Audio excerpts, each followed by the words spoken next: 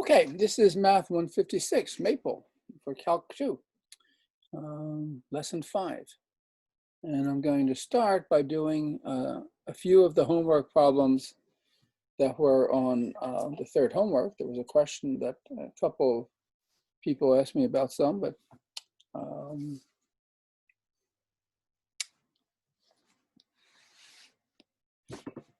let's look at number 1.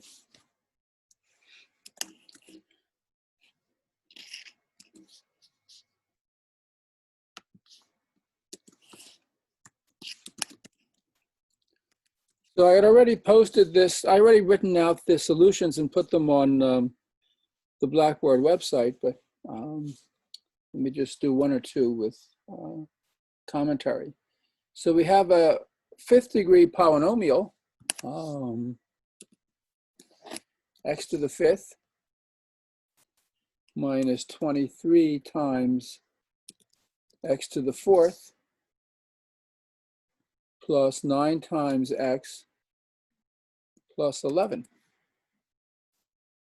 And that's just the polynomial. It's helpful to have that as a function. So let me write this as a function. X goes to x to the 5th minus 23, x to the 4th, and so forth. And if we want to see what the graph of this looks like, we can just plot f of x. And we get a graph that looks like that. Now, you know, if this is a polynomial of odd degree, as x goes to minus infinity, the polynomial goes to negative infinity also. But as x goes to positive infinity, this is going to go to plus infinity. So at some point, this is going to turn around. And if we want to understand what the graph of this polynomial looks like, at least know where it crosses the x-axis, we certainly have to see the graph further to the right. So let's say we graph this maybe from x equals, well, minus 5 is probably enough on the left. Let's try 20. So you can see it did turn around and start to go up, but we didn't go far enough. Let me make this minus 10 to 30. So here it's going way up, here it's going down a bit. Maybe just so I see a little bit better, I'll graph it not to 30, but to 24. Yeah, so it looks something like that. And we might guess that wherever it's crossing the x-axis is somewhere in here together with over here.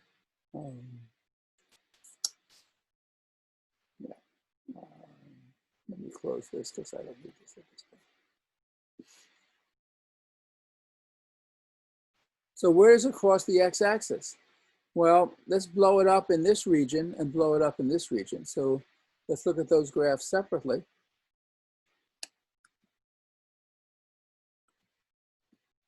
So instead of graphing from minus 10 to 24, I'll graph from minus 5 to 5.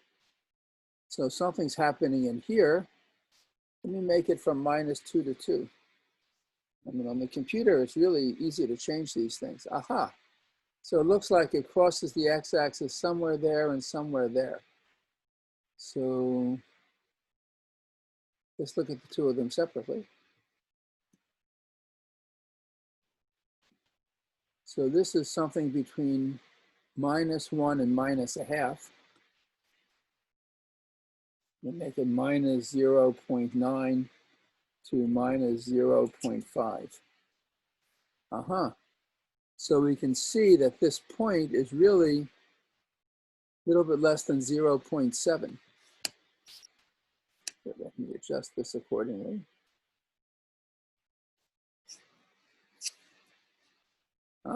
So it's really between 0.68 and 0.675, I think.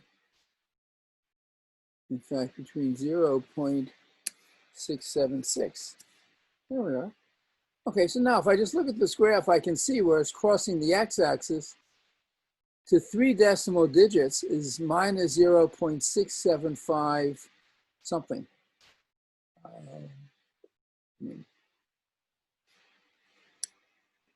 Less than 5.3, bigger than 5.2. Yeah. So here we have it to really at least five significant digits. That's this point. This point looks like it's very close to 1. So let's graph this function around 1. So let's graph it from 0.9 to 1.1. Aha. See, it looks like it could be 1, but actually when we blow it up, you see it's really between 0.95, actually 0.97 it looks like, and 0.98. So there it is. It's between 0.723 and 0.974. Yeah.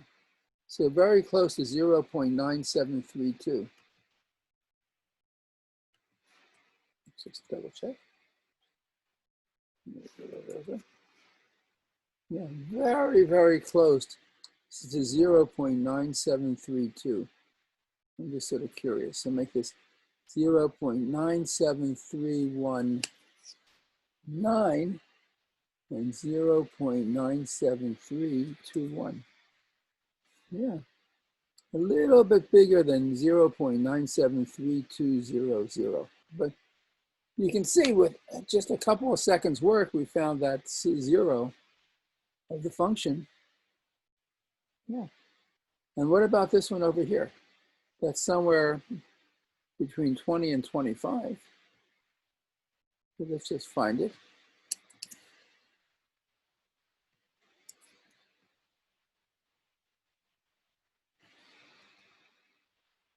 Let's graph the function between 0 and 25. Yeah. So it looks very close to 23. Let me make this, I don't know, I'm just guessing the beginning. 22.9 and 23.1. Ooh, looks really close to 23. We can make this 9.9 and 23.01.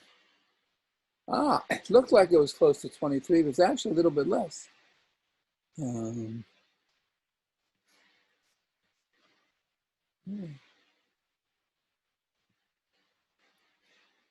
So it's like 22.9992 something.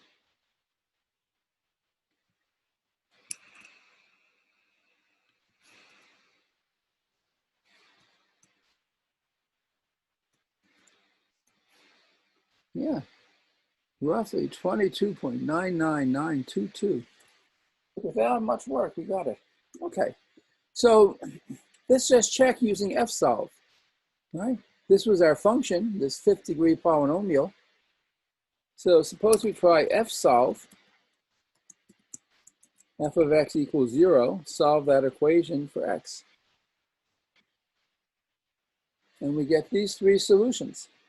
This one is clearly this, and these 0.67 and 0.973, those are the two we found just a moment ago. So of course, fsolve does it very quickly. The problem with fsolve is you don't necessarily get all the solutions at one time, and you often need the graph in order to know how many solutions there are and what fsolve didn't give you, and you can focus in on that. If you only wanted the solutions, for example, where x was positive, you can always put in a range of values for x. So you could say, for example, solve the equation f of x equals 0, maybe from x going from 0 to 100.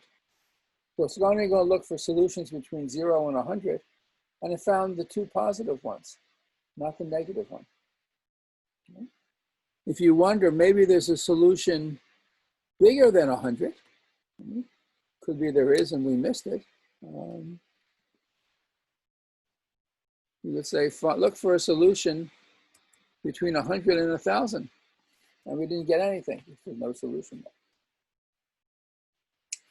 there. Okay.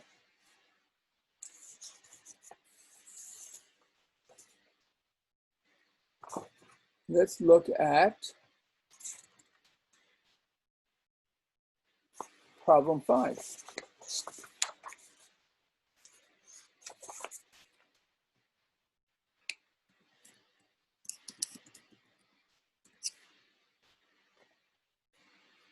So we're going to look at a sequence of functions. The functions look like, let me just label it by n for the moment.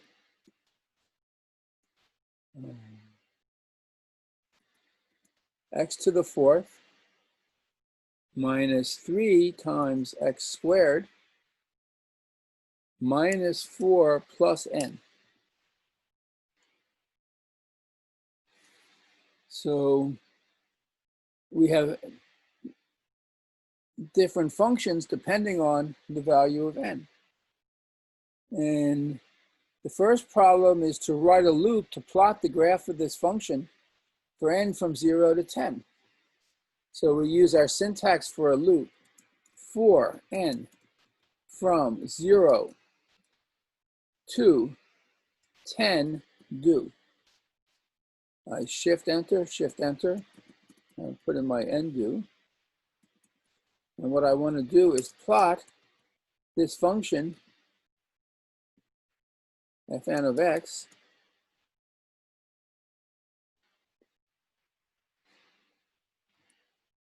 no, let me just not specify the x yet.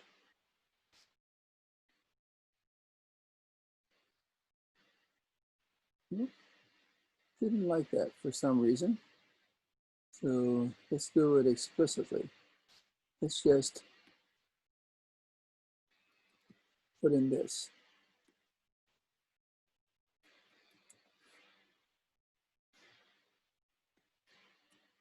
Aha, excellent. So now we got 11 different graphs. This is n equals 0, n equal 1, and so forth. And which of these graphs does the equation, this function equal to 0, have 4 solutions? It looks like wherever this graph might be crossing the x-axis is between -5 and 5. Let me just graph from x equals -5 to 5 and see if I get better pictures. I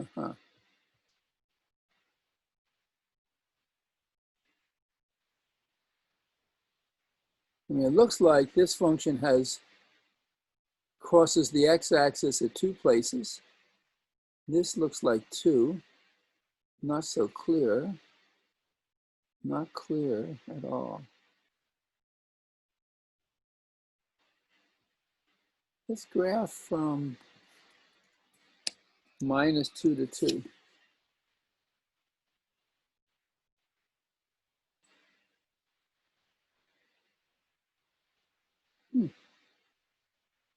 Looks like maybe it hits the x. Let me make it -2 to 3.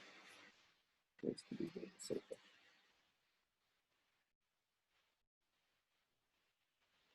So this looks like there are 2 x-intercepts, 2, 2, 2, maybe 3, 4. Looks like there are 4, none, maybe none. Yeah.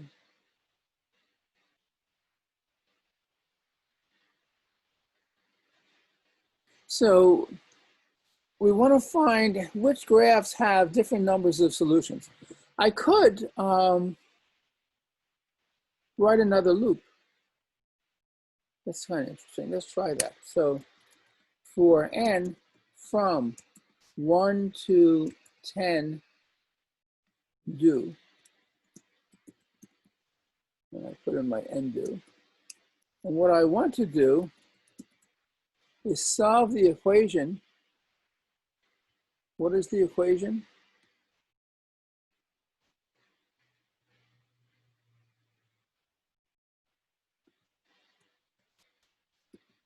This equals 0 solve for x. Huh. Let me maybe preface this with an n so I know which n is involved. Okay. So it looks like when n is 1, oops, I want to start at 0. 0. So it looks like when n is 0, there are 2 solutions. When n is 1, 2, 3, and 4, 1, 2, and 3, there's still 2 solutions. At n equals 4, looks like there's 3 solutions. This is maybe a double 0. Right, yeah. And for 5, there are 4 solutions. For 6, there are 4 solutions. And for 7, 8, 9, and 10, there are no solutions. So it looks like 4 2s, a 3, 2 4s, and then 4 zeros for the number of solutions. Let me graph it from -2 to 2. So we see 2 solutions, 2, 2, 2, 3, 4, 4, maybe none. So for this, just to see what's going on down there, let me graph it from -1.5 to 5. Oops. -1.5 to 1.5.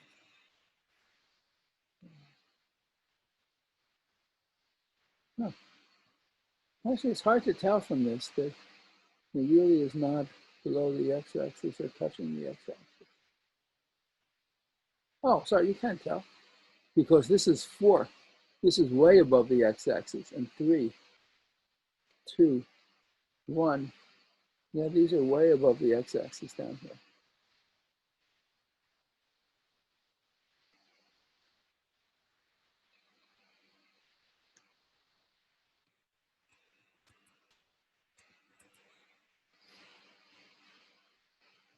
Yeah. I just plotted from -2.1 to 2.1. So 2 solutions, 2 solutions, 2, 2, 3. What is that case, by the way? When n is equal to 4, this is x to the 4th minus 3x squared. And that has 3 solutions. X squared equals 0. X equals 0 is a double solution. Anyway, that's how we can solve the problem. So let me just summarize. So this is the answer.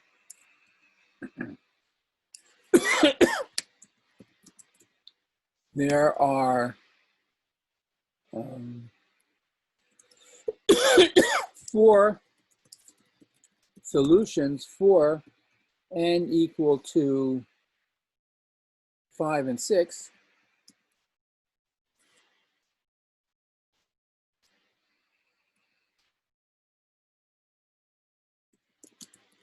There are 3 solutions for n equals 4.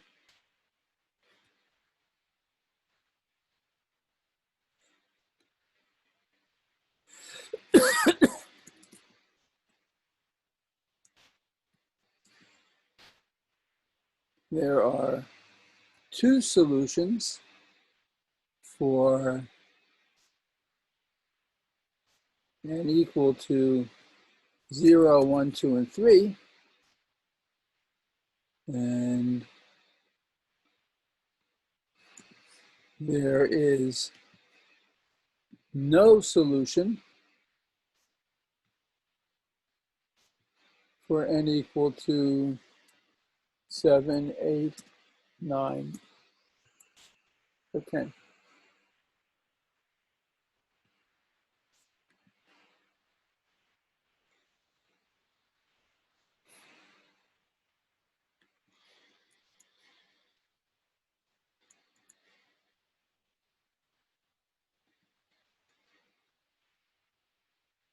So that's the solution of the problem.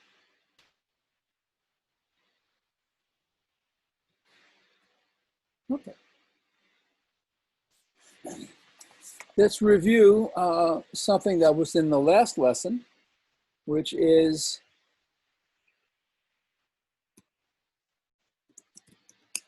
using Maple to determine local maxima, local minima, and this should be a C, local, and inflection points for a function y equals f of x. So given a function, let's determine the local maxima, the local minima, the points of inflection, and then just use Maple's plot to observe that we did it all right. So let's look at the following example. Suppose f is the function 20 times x divided by x squared plus 1 minus 1 over x.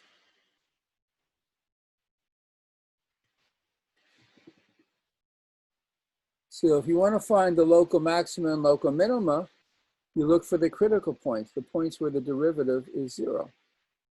And I can find the derivative just by writing d of f. That gives me the derivative of the function. There it is.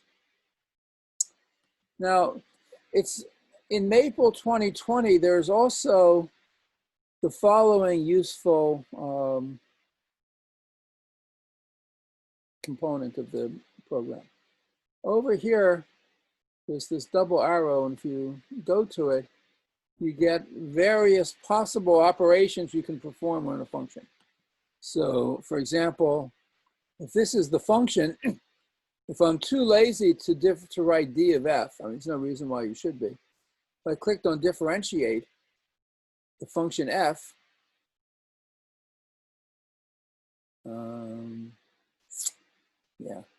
I really wanted an expression. So let's not use that. Forget this. You really never need that. Okay, so here's my function. Here is the derivative. The extreme points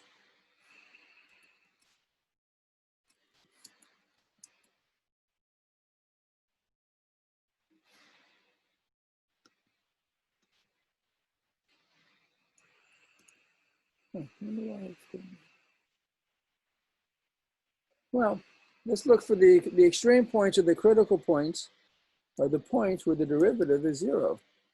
So let's f solve the equation f of x equals 0 for x. I don't know why it's in this purplish boldface. So it seems to only want to give us one critical point.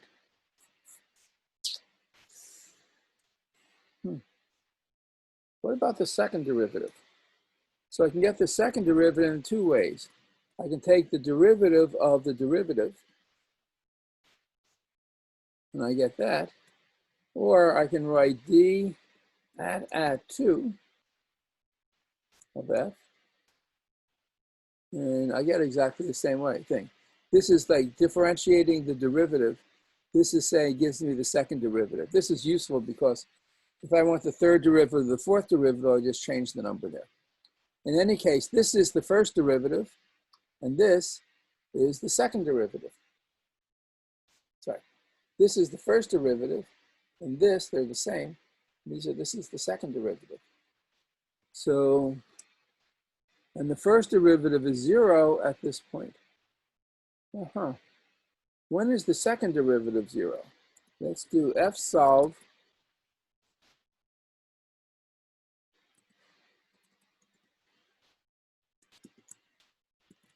second derivative of f of x equals 0 for x.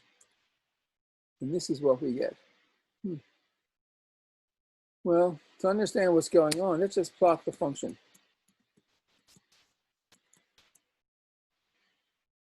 Interesting. So looks like this. What is that? Well, let's go back to the function.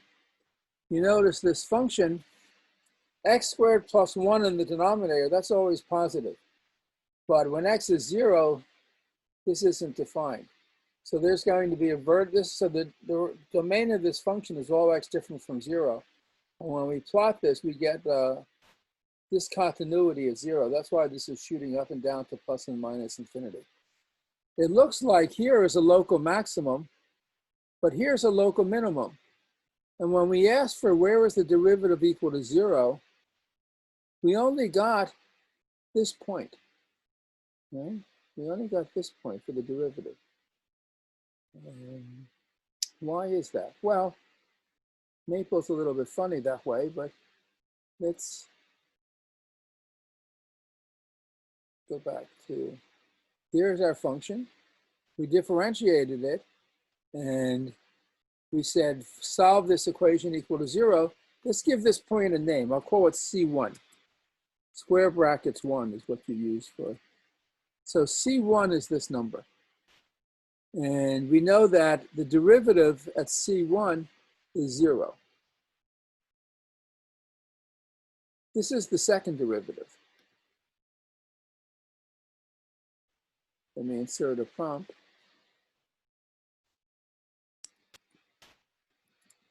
So if I evaluate the second derivative at the number C1, I get something positive. So let me make the following remark. At x equal C1,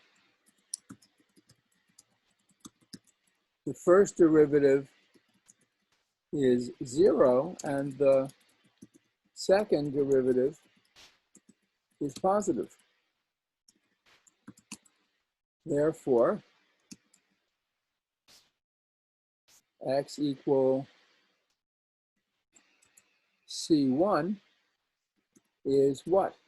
Well, if the first derivative is 0, it could be a local maximum or a minimum, or neither. But if the second derivative is positive, it's a local minimum.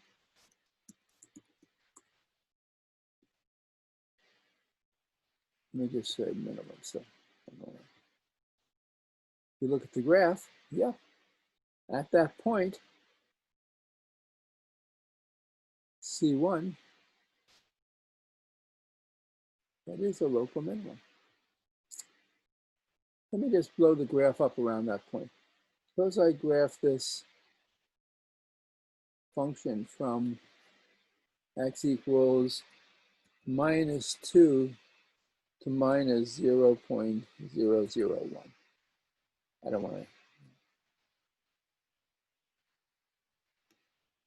X equals. Yeah. So right there.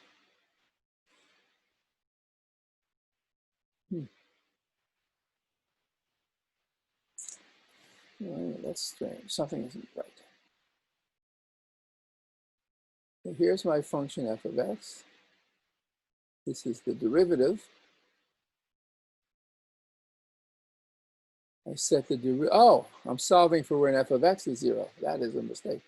That's why what I'm getting here is where the graph crosses the x-axis. What I wanted to do was, it should be the derivative of f at x equals 0. Minus 1.06. And at that point, I take the second derivative and I evaluate it. It still was positive. So at C1, the first derivative is 0 and the second derivative is positive. So C1 is a minimum.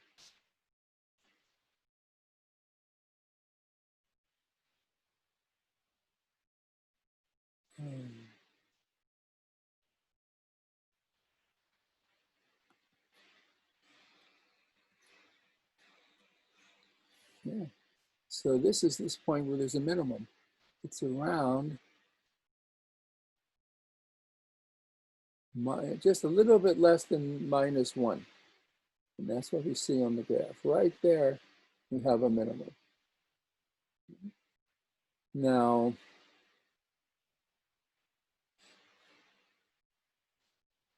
in here, let me just put in a prompt.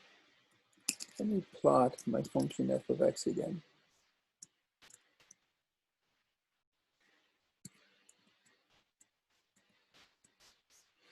Yeah. So here is that local minimum. Here it looks like we should have a local maximum, but fsolve didn't give me 0 there. So let me go back and let's say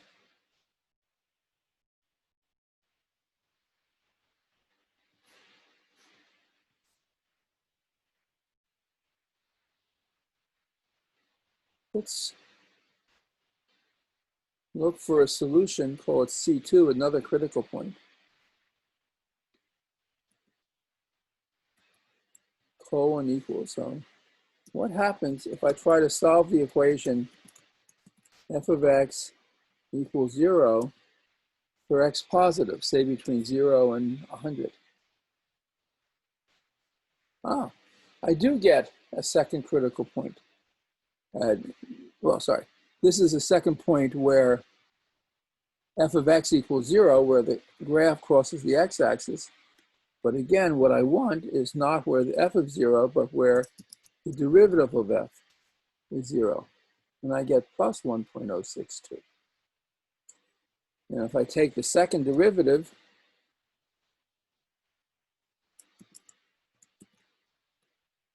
and I evaluate it at C2,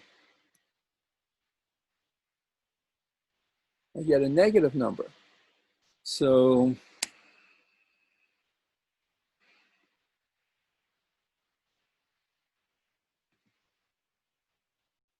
what I can say is that at x equals C2, the first derivative is 0, and the second derivative is negative.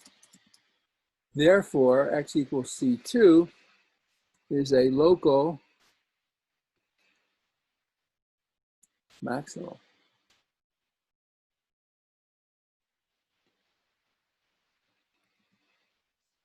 And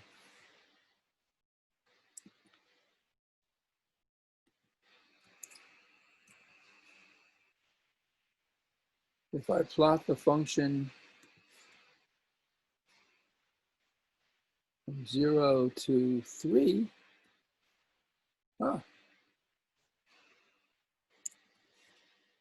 0 to 5, I get this.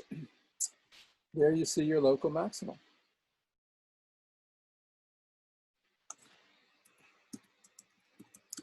Where are the inflection points? Well, those are the points where the second derivative is 0. So let me f-solve the equation. Second derivative of f of x equals 0. Solve for x. I get one negative number. Let me make sure what happens when x is positive. So let's look for solutions from x equals 0 to 100. I also get a positive number. So there are two places where the second derivative is 0. One of them is minus 1.83. The other is plus 1.83. So it looks like,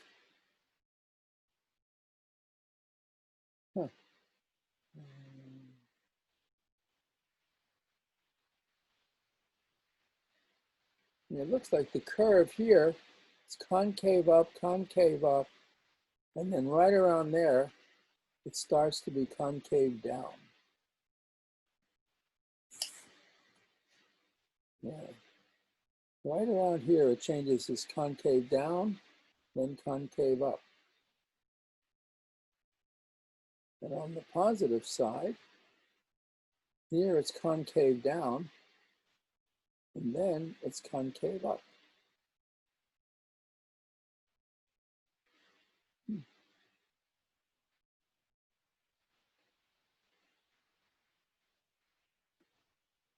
Oops, that's not what I want.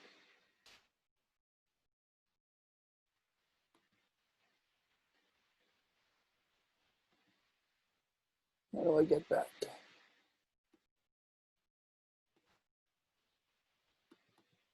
There we are, back to screen share. That's what I wanted. So where the curve is concave down, the second derivative should be negative. Where the curve is concave up, the second derivative should be positive. So let's see. Trying to get back to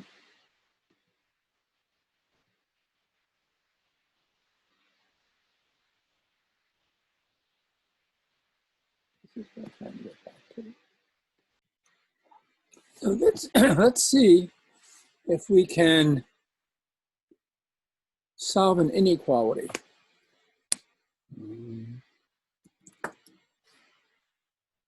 Suppose this is just let's just look into an experiment. Suppose we want to solve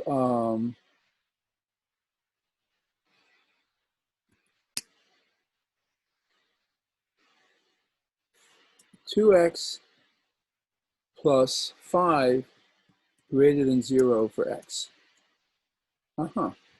So Maple can solve this inequality.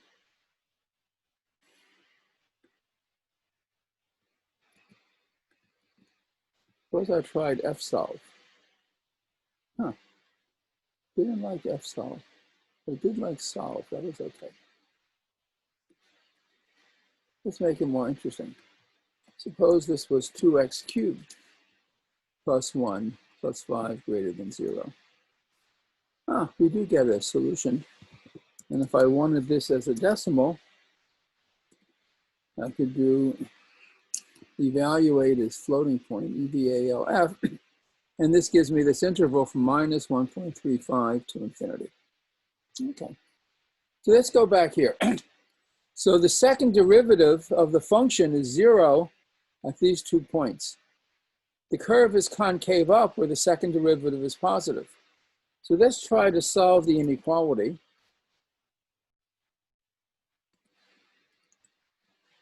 Second derivative of f at x greater than 0. Solve that for x.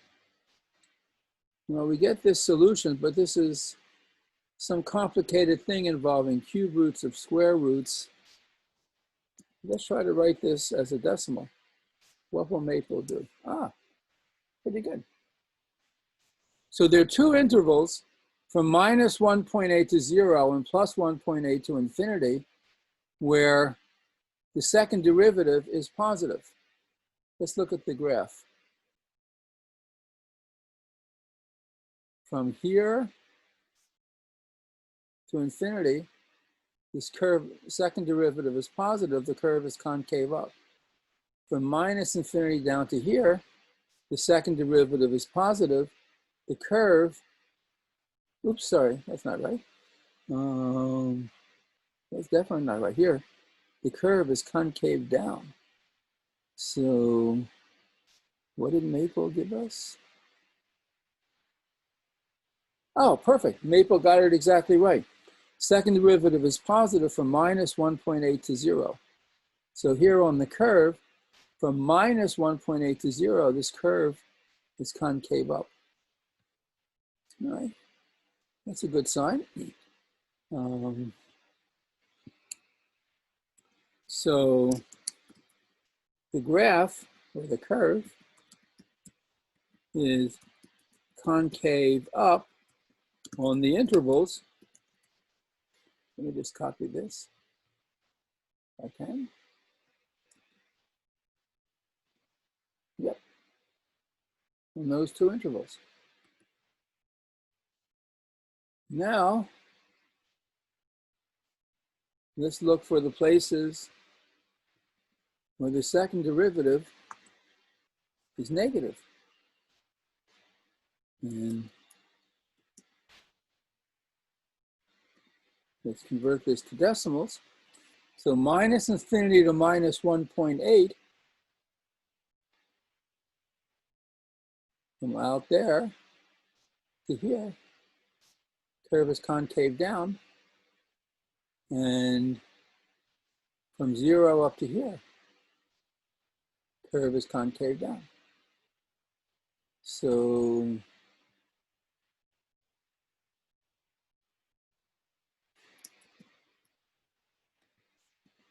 the curve is concave down on the intervals, these intervals.